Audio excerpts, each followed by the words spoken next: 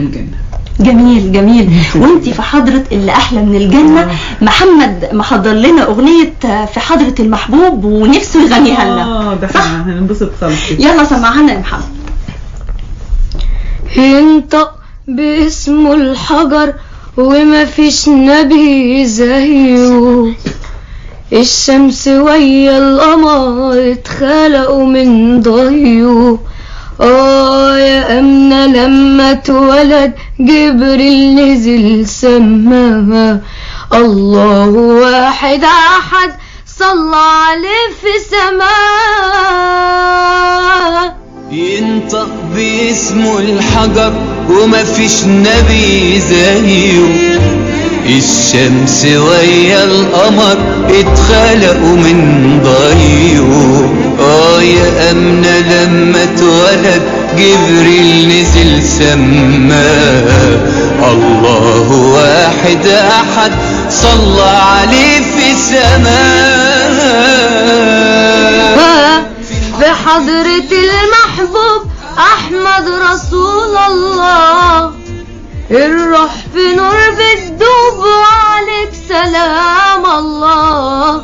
رب الحرم والبيت أنا تبت مش ندمان، عشمان في أهل البيت في المصطفى العدنان.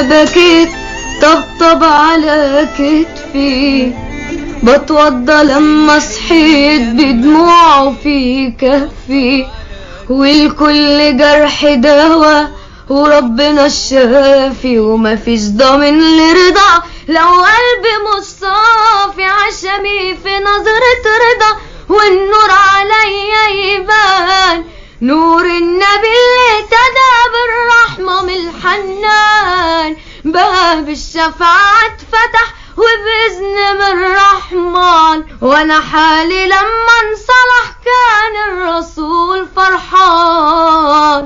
انصلح كان الرسول فرحان. في حضرة المحبوب أحمد رسول الله، الروح في نور بتدوب وعليك سلام الله.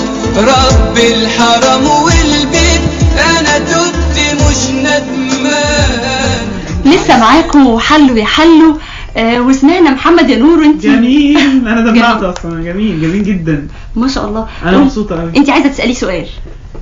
يعني انا عايزه اساله انت، يعني انا عايزه اساله هو لو بخصوص الغنى بتاعه. انت فاهم كل الكلام اللي بتقوله وحاسه؟